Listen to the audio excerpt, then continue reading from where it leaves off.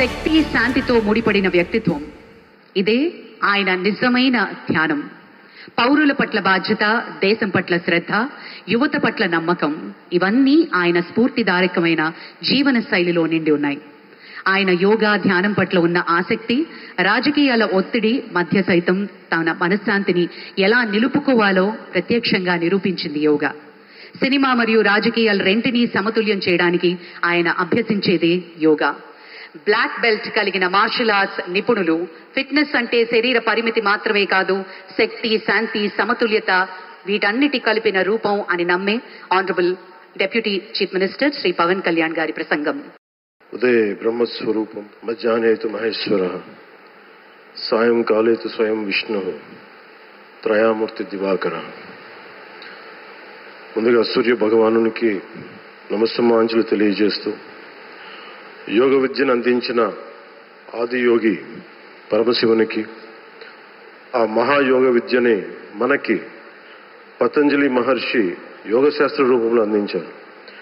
వారిరువురి పాదపద్మములకు నమస్కారాలు. మన యోగ విశిష్టతను, గొప్పదనాన్ని ఋగ్వేదంలో ఉన్న మహానుభావులు తెలియజేస్తే, దానిని ప్రపంచవ్యాపితం చేసిన దార్శనికులు మాత్రం గౌరవ ప్రధానమంత్రి శ్రీ నరేంద్ర మోదీ గారు. భారతీయ సనాతన ధర్మం తాలూకు విశిష్టతను యోగా ద్వారా విశ్వవ్యాపితం చేసిన ఘనత ఆయన సొంతం. యోగా సాధకులు ఎంతటి దృఢచిత్తాన్ని కలిగి ఉంటారు, ఒత్తిడి జయించి సంకల్ప సాధకులుగా ఎలా నిలబడతారన్న దానికి కూడా మన గౌరవ ప్రధాని శ్రీ మోదీజీ గారు నిలువెత్తు ఉదాహరణ. ప్రపంచ యోగా దినోత్సవం యావత్ భారతవానికి, భారతీయులకి దక్కిన గౌరవం. సరిగ్గా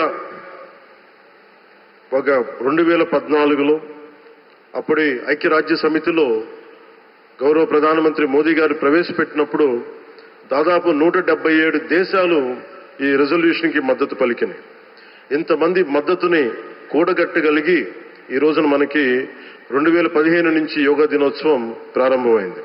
ఈ రోజున గౌరవ ప్రధానమంత్రి మోదీజీ గారి పిలుపు మేరకు మనం మొదట విశాఖ 11వ యోగా దినోత్సవ సంబరాలకు వేదిక అయింది.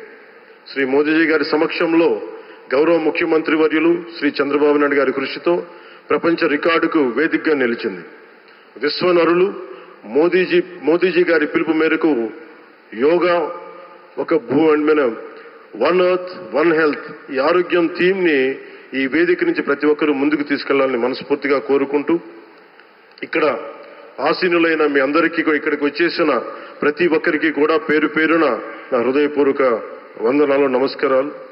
అలాగే గౌరవనీయులైన గవర్నర్ గారి శ్రీ అబ్దుల్ నజీర్ జీ గారికి, గౌరవ ముఖ్యమంత్రి శ్రీ నారా చంద్రబాబు నాయుడు గారికి, civil aviation minister Kinjarapu Rammohan Naidu గారికి, అలాగే మనకి Ayush minister of state independent charge Shri Prataprao Jadhav గారికి, అలాగే వేదిక పైన ఉన్న ప్రతి ఒక్కరికి, గౌరవ కేంద్ర మంత్రివర్యులకి, రాష్ట్ర మంత్రివర్యులకి, ప్రతి ఒక్కరికి పేరు పేరున ధన్యవాదాలు తెలియజేసుకుంటూ సెలవు తీసుకున్నాను. జై భారత్, జై హింద్.